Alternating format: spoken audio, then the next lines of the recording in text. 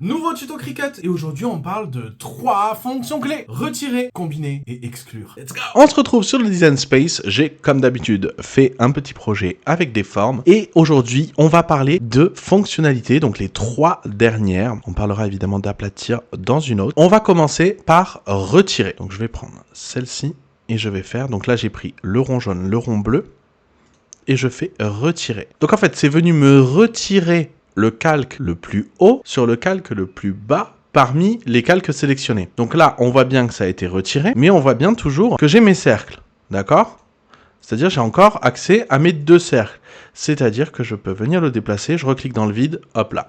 On va pouvoir modifier notre retirage finalement. Voilà pour la fonction retirer. À savoir que si je veux retirer 3 formes comme ça va toujours, je dis bien toujours, me le faire sur le calque. Vous voyez le cœur, on le voit pas. Ça va toujours me le faire sur le calque le plus bas parmi ceux qu'on a sélectionnés. Là, si je veux voir le cœur, il va falloir que j'aille le chercher et que je le mette là. Voilà. Et là, ça fait quelque chose parce que c'est toujours sur le calque le plus bas. Ensuite, on va passer à la fonction combiner. Je prends 2 formes ici qui se touchent. Je viens faire combiner. Et ici, nous avons finalement, la partie qui nous reste, c'est la combinaison, hein, comme son nom l'indique, des 2 formes. En gros, c'est cette forme-là et là. Voilà. Alors pourquoi j'ai pas pris 3 formes? Eh bien parce que mon cœur, il touche pas la jaune. Et vous allez voir, si je le fais, ça va me mettre un message. Voilà. Pour combiner 2 calques, sélectionnés ou plus, tous doivent se chevaucher. Donc ça veut dire que si je veux combiner mon cœur avec les autres, ici ça va pas marcher parce qu'il touche pas le bleu. En fait, il faut qu'il touche toutes les formes. Donc là, c'est bon parce qu'il touche le jaune, le bleu.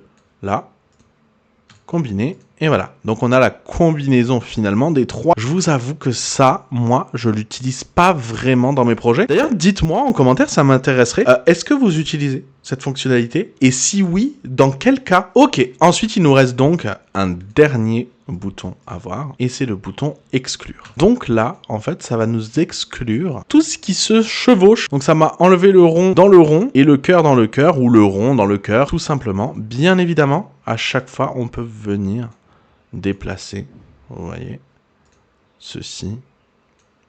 Pareil pour cette fonctionnalité, n'hésitez pas à me dire en commentaire à quelle occasion vous vous en servez, dans quel projet. Et voilà les amis, nous avons vu la fonction retirer, la fonction combiner et la fonction exclure.